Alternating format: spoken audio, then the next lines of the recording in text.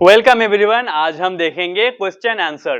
देखिए क्लास 8 का sound chapter का, ठीक है, एनसीईआरटी का क्वेश्चन आंसर। तो मैं हूं आपका साइंस सर। तो चलिए आज का वीडियो स्टार्ट करते हैं। तो देखिए सबसे पहला क्वेश्चन एनसीईआरटी बुक पर या फिर यहाँ ऊपर। पहला question, choose the correct answer. Sound can travel through gases only, solids only, liquids only, solids, liquids and gases. तो जैसे कि आप जानते हैं कि साउंड ऑलवेज क्या कर सकता है, सॉलिड, लिक्विड और गैसेस तीनों पर ट्रैवल कर सकता है, लेकिन वैक्यूम पर ट्रैवल नहीं कर सकता। तो ये आपका आंसर हो जाएगा D, solid, liquids and gases. अच्छा देखिए इसके बाद क्वेश्चन नंबर 2 लिखा है, voice of which of the following is likely to have minimum frequency। अच्छा तो आप जानते हैं कि फ्रीक्वेंसी, देखिए मिनिमम कब होगा, जब उसका क्या होगा, पिच कम होगा। ठीक है, तो यहाँ पर ऑप्शन है baby girl, baby boy, a man and a woman. तो यहाँ पर आंसर हो जाएगा आपका ए मैन, क्योंकि मैन का क्या होता है, जो फ्रीक्वेंसी बहुत ज़्यादा कम होता है। इसे हमने क्लास में बहुत अच्छे से एक्सप्लेन किया है। अगर आपने क्लास नहीं देखा है तो डिस्क्रिप्शन पर देखिए लिंक है क्लास का, आप क्लास को देख सकते हैं। क्वेश्चन नंबर 3 आपको ट्रू और फॉल्स आपको एक्सप्लेन करना है। तो पहला है sound can not travel in vacuum. तो जैसे कि हमने बोला कि साउंड देखिए वैक्यूम पर कभी भी ट्रैवल नहीं कर सकता, तो ये वही तो लिखा है, ट्रैवल नहीं कर सकता। तो पहला आपका हो जाएगा ट्रू। अच्छा नेक्स्ट देखिए, the number of oscillations per second of a vibrating body object is called its time period. अच्छा तो the number of oscillation per second, तो number of oscillation per second इसको हम कहते हैं टाइम पीरियड, लेकिन इधर पर क्या, अच्छा इसको कहते हैं हम फ्रीक्वेंसी, लेकिन इधर पर लिखा है टाइम पीरियड। ठीक है, फ्रीक्वेंसी कहते हैं, इधर पर लिखा है टाइम पीरियड, तो ये आपका फॉल्स हो गया, ये होता है फ्रीक्वेंसी। अच्छा देखिए third, if the amplitude of vibration is large the sound is feeble। अच्छा feeble का मतलब कम, मतलब साउंड कम होता है। अच्छा if the amplitude of vibration is large, अच्छा जब वाइब्रेशन का एम्पलीट्यूड बहुत ज्यादा होगा तो क्या, जो आपका साउंड फीबल नहीं होगा, बहुत ज्यादा साउंड होगा। तो ये आपका रॉन्ग हो गया, थर्ड इज फॉल्स। अच्छा नेक्स्ट फोर्थ देखिए, for human ears the audible range is 20 hertz to 20,000 hertz. अच्छा ये एकदम 100% करेक्ट है। हमने क्लास में आपको समझाया था कि हमारा कान, ह्यूमंस का कान देखिए 20 से 20,000 हर्ट्ज को ही एक्सपीरियंस कर सकता है, तो ये ट्रू है। एंड नेक्स्ट, अनवांटेड और unpleasant sound is turned as music. अच्छा जो साउंड हमें सुनने में अच्छा नहीं लगता उसे म्यूजिक कहते हैं? जी नहीं, उसे हम नॉइज कहते हैं। तो ये गलत हो गया आपका, म्यूजिक नहीं होता है, नॉइज होता है। तो 5 फॉल्स। अच्छा and last is, noise pollution में कॉज पार्शियल हियरिंग इम्पेयरमेंट। अच्छा तो नॉइज पोल्यूशन की वजह से हमारा कान पर बहुत ज्यादा डैमेज हो सकता है, तो ये बिल्कुल सच बात है। तो ये हो जाएगा आपका ट्रू। बहुत ही इजी है। Question number 4, fill in the blanks. अच्छा, time taken by an object to complete one oscillation is called. तो हमने आपको पहले ही बोला कि जब जो टाइम लगता है एक ऑसिलेशन कंप्लीट करने के लिए उसे कहते हैं हम टाइम पीरियड। तो पहले आप ब्लैंक्स में लिखेंगे टाइम पीरियड। अच्छा next, loudness is determined by the dash of vibration। तो हमने आपको क्लास में समझाया था कि वाइब्रेशन, अच्छा तो लाउडनेस को हम डिटरमाइन करते हैं किसको, डैश वाइब्रेशन, उसे होता है एम्पलीट्यूड ऑफ वाइब्रेशन। तो सेकंड में हो जाएगा आपका एम्पलीट्यूड ऑफ वाइब्रेशन। अच्छा next, see the unit of frequency is. थोड़ी देर पहले क्वेश्चन में हमने देखा क्या लिखा था, 20 हर्ज एच जेड। ठीक है, हर्ज, तो ये हो जाएगा आपका यूनिट हर्ज एच जेड। उसके बाद थर्ड ब्लैंक्स में हो गया। देखिए फोर्थ ब्लैंक्स में होगा, unwanted sound is called. Unwanted जो साउंड हमें सुनने में अच्छा नहीं लगता या फिर जिसका जरूरत नहीं है, उस साउंड को कहते हैं हम क्या, नॉइज। अच्छा and last, stillness of a sound is determined by dash of vibration.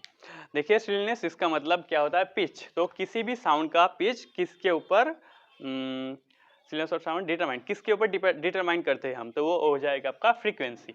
तो लास्ट वाला है फ्रीक्वेंसी।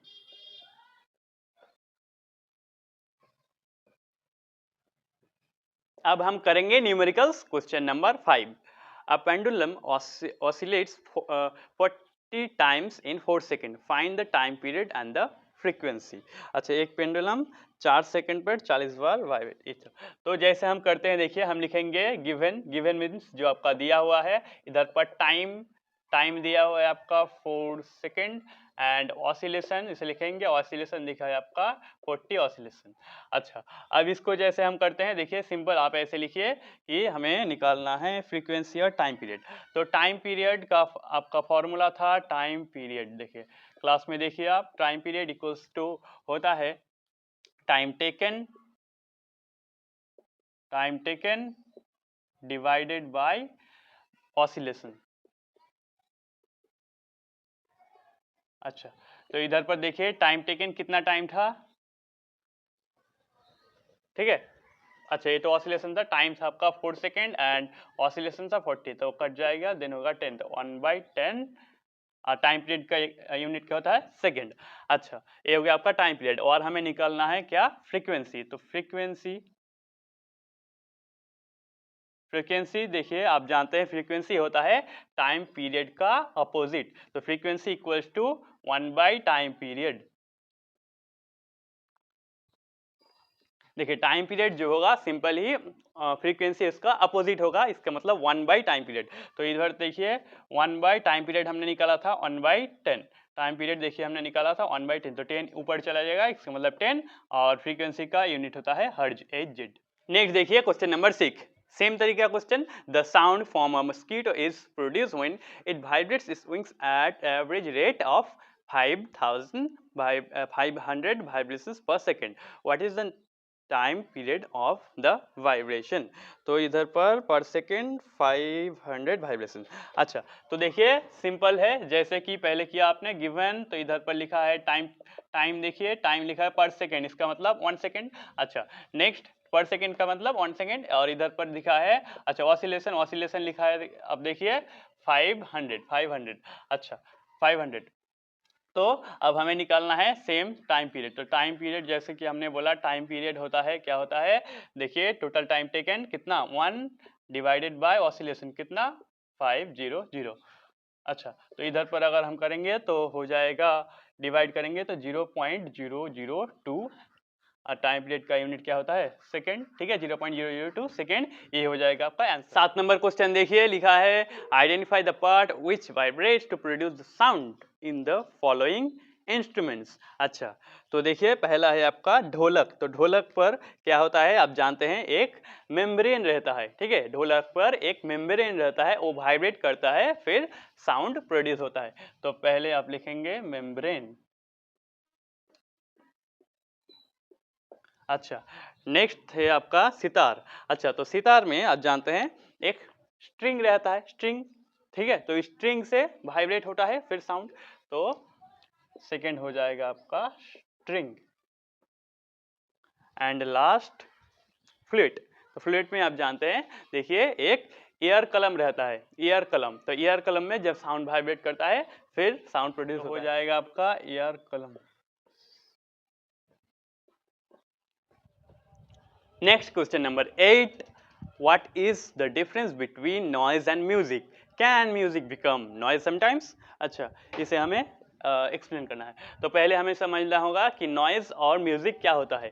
तो देखिए नॉइज होता है, जैसे हमने बोला कि जो साउंड को हमें सुनने में अच्छा नहीं लगता, वो हो गया आपका नॉइज, और जिसे हमारा कान सुनना चाहता है, सुनने में अच्छा लगता है, उसे हम कहते हैं, क्या कहते हैं उसे हम, म्यूजिक। अच्छा, अब देखिए क्या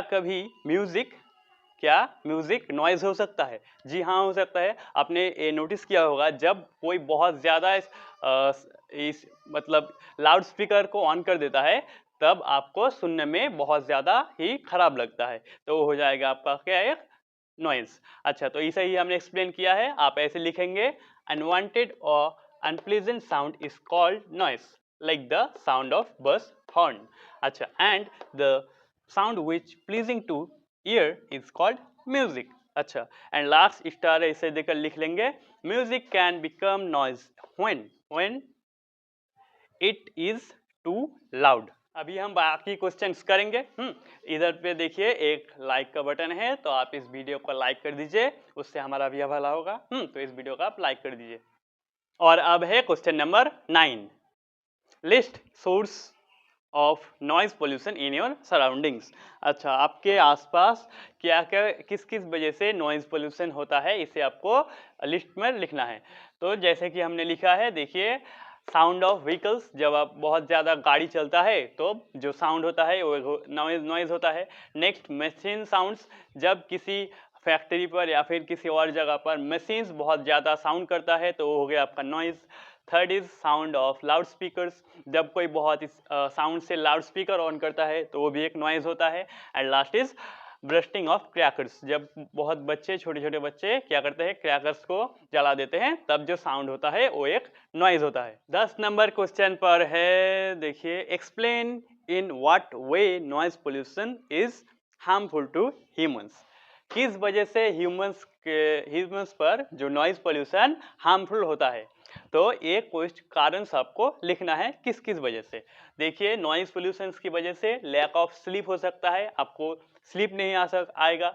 नेक्स्ट आपका हाइपर टेंशन होता है, आपने देखा होगा जो लोग फैक्ट्री में काम करता है बहुत ज़्यादा ही गुस्से में रहता है क्योंकि हाइपर टेंशन की वजह से।